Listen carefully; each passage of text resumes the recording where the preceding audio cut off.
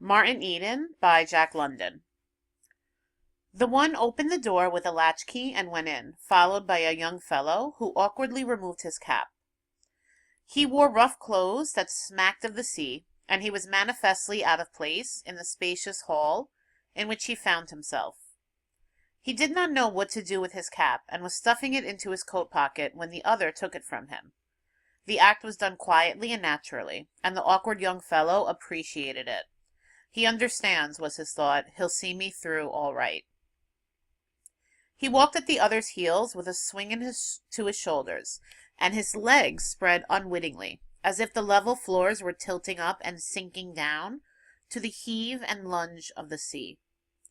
The wide room seemed too narrow for his rolling gait, and to himself he was in terror lest his broad shoulders should collide with the doorways, or sweep the bric-a-brac from the low mantel.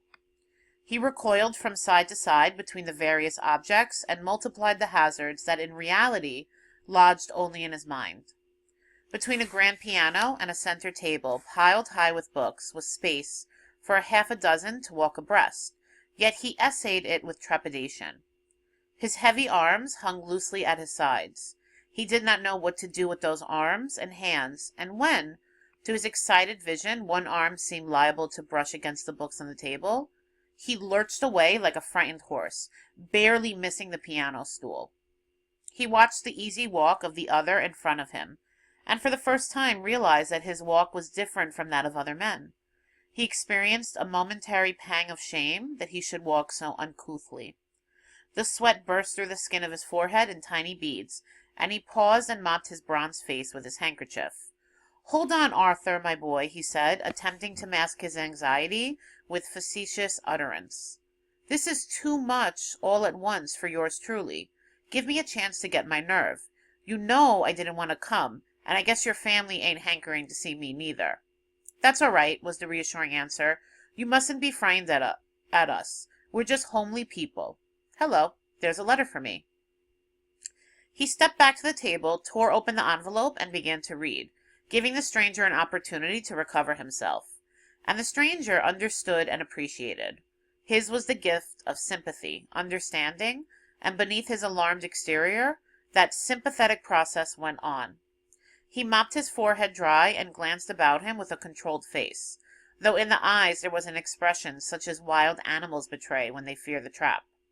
He was surrounded by the unknown, apprehensive of what might happen, ignorant of what he should do, aware that he walked and bore himself awkwardly, fearful that every attribute and power of him was similarly afflicted.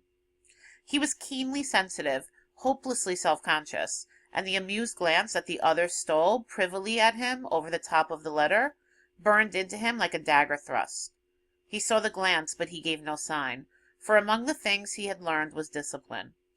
Also, that dagger thrust went to his pride. He cursed himself for having come, and at the same time resolved that, happen what would, having come, he would carry it through. The lines of his face hardened, and into his eyes came a fighting light. He looked about more unconcernedly, sharply observant, every detail of the pretty interior registering itself on his brain. His eyes were wide apart, nothing in their field of vision escaped, and as they drank in the beauty before them, the fighting light died out and a warm glow took its place. He was responsive to beauty, and here was cause to respond. An oil painting caught and held him. A heavy surf thundered and burst over an outjutting rock. Lowering storm clouds covered the sky, and outside the line of surf, a pilot schooner, close-hauled, heeled over till every detail of her deck was visible, was surging along against the stormy sunset sky. There was beauty, and it drew him irresistibly. He forgot his awkward walk and came closer to the painting, very close. The beauty faded out of the canvas. His face expressed his bepuzzlement. He stared at what seemed a careless daub of paint, then stepped away. Immediately all of the beauty flashed back into the canvas. A trick picture, was his thought, as he dismissed it, though in the midst of the multitudinous impressions he was receiving, he found time to feel a prod of indignation that so much beauty should be sacrificed to make a trick. He did not know painting. He had been brought up on chromos and lithographs that were always definite and sharp, near or far. He had seen oil paintings, it was true, in the show windows of shops, but the glass of the windows had prevented his eager eyes from approaching too near. He glanced around at his friend reading the letter and saw the books on the table. Into his eyes leaped a wistfulness and a yearning, as promptly as the yearning leaps into the eyes of a starving man at sight of food. An impulsive stride, with one lurch to the right and left of the shoulders, brought him to the table, where he began affectionately handling the books. He glanced at the titles and the authors' names, read fragments of text, caressing the volumes with his eyes and hands, and once recognized the book he had read. For the rest, they were strange books and strange authors.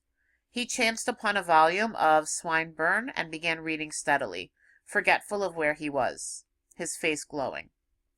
Twice he closed the book on his forefinger to look at the name of the author, Swinburne. He would remember that name. That fellow had eyes, and he had certainly seen color and flashing lights. But who was Swinburne? Was he dead 100 years ago, or so, like most of the poets?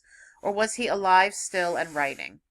He turned to the title page. Yes, he had written other books. Well, he would go to the free library the first thing in the morning and try to get hold of some of Swinburne's stuff. He went back to the text and lost himself. He did not notice that a young woman had entered the room. The first he knew was when he heard Arthur's voice saying, "Ruth, this is Mr. Eden."